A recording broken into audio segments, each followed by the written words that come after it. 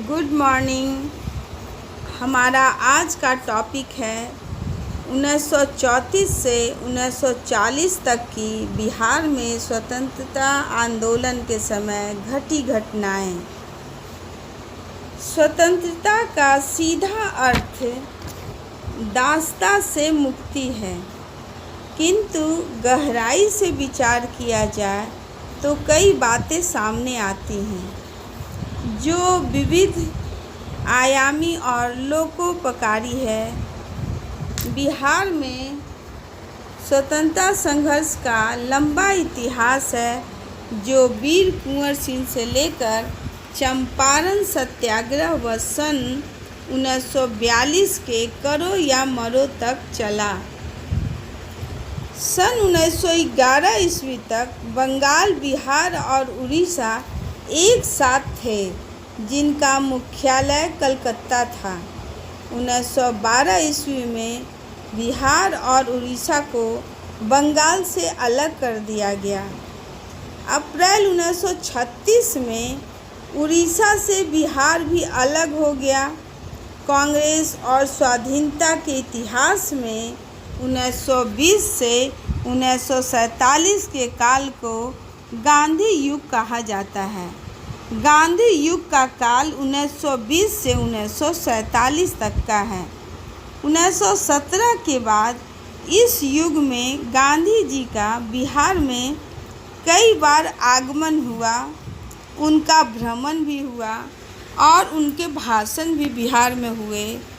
वे 1920, 22, 1927, 1934, 1939, 1940 और 1946-47 ईस्वी में बिहार आए थे। उन्होंने बिहार के विभिन्न क्षेत्रों में अनेक सभाओं को भी संबोधित किया था। पंजाब में पुलिस की लाठी से लाला लाजपत राय के घातक चोट लगी और उसी से उनकी मृत्यु हो गई। उनकी मृत्यु पर बिहार में भी शोक मनाया गया और उन्हें श्रद्धांजलि अर्पित की गई। सन 1930-32 ईस्वी में सविनय अवज्ञा आंदोलन हुआ, जिसे नमक सत्याग्रह कहते हैं। नमक कानून के विरुद्ध बिहार के कई जिलों में नमक निर्माण का कार्य होता रहा। नमक बनाते समय कई कार्यकर्ताओं पर लाठी से प्रहार किया गया। शराबबंदी और विदेशी चीज़ों की बिक्री पर रोक के लिए पुरुषों के साथ महिलाओं ने भी आंदोलन में सक्रिय भागीदारी निभाई। जेल तथा लाठी गोली का भय उन लोगों के दिल से जाता रहा। ब्रिटिश सरकार ने कठोर दमन की नीति अपना रखी थी। बिहुपुर के सत्याग्रह में राजेंद्र प्रसाद पर भी लाठी प्रहार हुआ था। स्वतंत्रता के सिपाहियों को जेल में घोर यातनाएं दी जाने लगी। कोड़े लगाने से लेकर बर्फ की सिल्ली पर सुलाने तक का दंड दिया जाने लगा। भोजन के पश्चात उन्हें पानी पीने को नहीं मिलता था। जल के बदले में अंग्रेज द्वारा शराब दी जाती थी। इतनी घोर यातनाएं उन्हें दी जाती थी। छपरा जेल में कैदियों ने विदेशी वस्त्र का उपयोग करने से इनकार कर दिया, तो वे स्वदेशी वस्त्रों की मांग करने लगे थे। मोतिहारी में गोली चलाई गई, जिसमें कुछ लोग मारे गए और कुछ लोग घायल भी हो गए।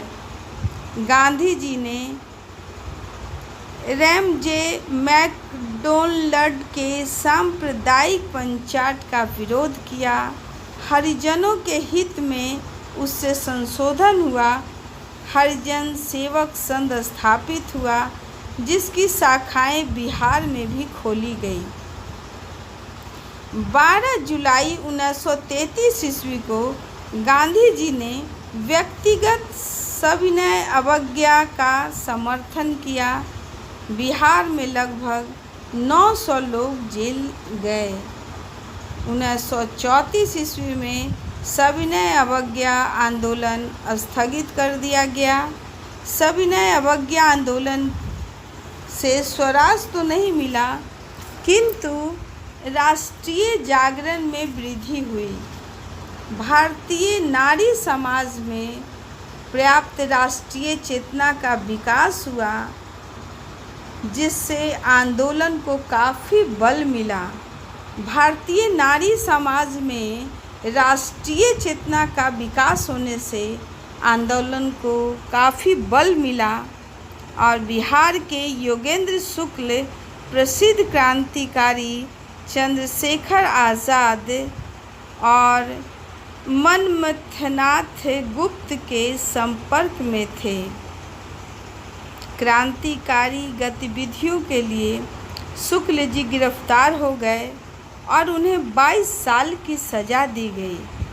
सन 1931 ईस्वी में पटना के एक चर्च में चंद्रशेखर ने अंग्रेज़ों को मारने के लिए षड्यंत्र रचा, किंतु वो सफल नहीं हो पाए। फिर भी शंका में रामलगन को पुलिस ने मार डाला और बम निर्माण के अपराध में सूरजनाथ चौबे, कन्हैया लाल मिश्र और श्याम कृष्ण को आजन्म काला पानी की सज़ा मिल गई। बिहार की जनजातियों के बीच एक जोरदार आंदोलन शुरू हुआ, जिसे ताना भगत आंदोलन कहा जाता है। ताना भगत आंदोलन क्या है? बिहार की जनजातियों के बीच जो आंदोलन शुरू हुआ उसे ताना भगत आंदोलन कहा जाता है। यह बहुत लंबे काल तक चला। इस पर कांग्रेस और गांधी जी का विशेष प्रभाव था। इस आंदोलन के कार्यकर्ताओं ने असहयोग और सविनय अवज्ञा आंदोलन में भी सहयोग दिया था। उरांव जाति के लोगों ने इस आंदोलन में सक्रिय भाग लिया था। जाता उरांव ने इस आंदोलन को प्रारंभ किया था। जाता उरांव ने इस आंदोलन को प्रारंभ किया था। गरम दल में बिहार के बैकुंठ शुक्ल और चंद्रमा से भी प्रसिद्ध क्रांतिकारी थे। 12 मई 1934 ईस्वी को गया सेंट्रल जेल में शुक्ला जी को फांसी दे दी गई। बैकुंठ शुक्ला को फांसी दे दी गई। चंद्रमा सिंह से जेल में कठोर श्रम कराया जाने लगा। इस क्रम में 2 नाम काफ़ी महत्वपूर्ण है जिन्होंने स्वाधीनता आंदोलन में सक्रिय भाग लिया। पहला है त्रिगुणानंद खवारे, 1930 से 1942 इनका कार्यकाल है, और दूसरा है बटोही, 1930 से 1947 तक इन्होंने स्वतंत्रता आंदोलन में भाग लिया। सन 1919 ईस्वी के एक्ट ने देश के प्रांतों में दोहरे शासन को लागू किया था। बिहार में भी यह व्यवस्था 29 दिसंबर 1920 ईस्वी को लागू की गई थी। प्रांतीय विषयों को 2 भागों में बांटा गया। एक भाग पर गवर्नर का और दूसरे भाग पर जनप्रतिनिधियों मंत्रियों को अधिकार दिया गया, किंतु मंत्रियों का अधिकार बहुत ही सीमित था। अतः इससे लोग खुश नहीं हुए, इससे लोग बहुत असंतुष्ट हो गए। लेकिन उस समय गवर्नर के पद पर एक भारतीय को बिहार में नियुक्त किया गया था। उसका नाम था सत्येंद्र प्रसन्न सिंह। सत्येंद्र प्रसन्न सिंह गवर्नर थे। 1935 के एक्ट के अनुसार प्रांत को पूरा शासनाधिकार सौंप दिया गया। केंद्र में दोहरे शासन की व्यवस्था की गई थी। देश भर में प्रांतीय विधायिकाओं के लिए चुनाव हुए। कुछ अन्य प्रांतों के साथ बिहार में भी कांग्रेस को बहुमत मिल गया। दैनिक कार्यों में गवर्नर द्वारा हस्तक्षेप के प्रश्न पर करीब 4 महीने तक कांग्रेस की सरकार नहीं बन सकी। गवर्नर द्वारा हस्तक्षेप करने के प्रश्न पर करीब 4 महीने तक कांग्रेस की सरकार नहीं बन सकी। जब वायसराय ने यह आश्वासन दिया कि मंत्रियों के दैनिक कार्यों में गवर्नर हस्तक्षेप नहीं करेंगे, तब 20 जुलाई 1937 को बिहार में श्री कृष्ण सिंह के नेतृत्व में कांग्रेस की सरकार बनी। लेकिन 1939 ईस्वी में दूसरे महायुद्ध के शुरू होने पर ब्रिटिश सरकार ने भारत को युद्ध में मनमाने ढंग से शामिल कर दिया।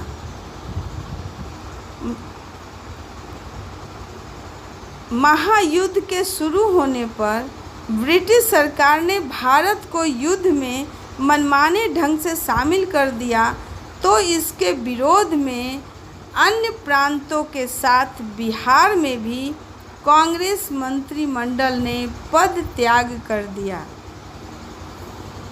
1940 ईस्वी में कांग्रेस का 53वां अधिवेशन मौलाना अबुल कलाम आज़ाद की अध्यक्षता में रामगढ़ में हुआ। रामगढ़ में ही कांग्रेस की नरम एवं समझौते वाली नीति के विरोध में सुभाष चंद्र बोस और स्वामी सहजानंद सरस्वती के नेतृत्व एक सम्मेलन का आयोजन किया गया था। 1940 ईस्वी में ही व्यक्तिगत सत्याग्रह के लिए घोषणा की गई थी। बिहार में भी कुछ प्रमुख नेताओं ने इस सत्याग्रह में भाग लिया। श्री कृष्ण सिंह पहले सत्याग्रही थे। धन्यवाद। मैंने 1940 ईस्वी तक का बिहार में घटी घटनाओं का जिक्र किया और आगे की घटनाओं को लेकर फिर हम अगले वीडियो में मिलेंगे। तब तक के लिए धन्यवाद। अगर आपको मेरा ये वीडियो पसंद आया हो तो प्लीज़ लाइक कीजिए, कमेंट कीजिए, और अगर मेरे चैनल में आप नए हैं, अभी तक मेरे चैनल को सब्सक्राइब नहीं किया है, तो प्लीज़ हमारे चैनल को सब्सक्राइब कीजिए। फिर अगले वीडियो में आपसे मिलते हैं। तब तक के लिए धन्यवाद।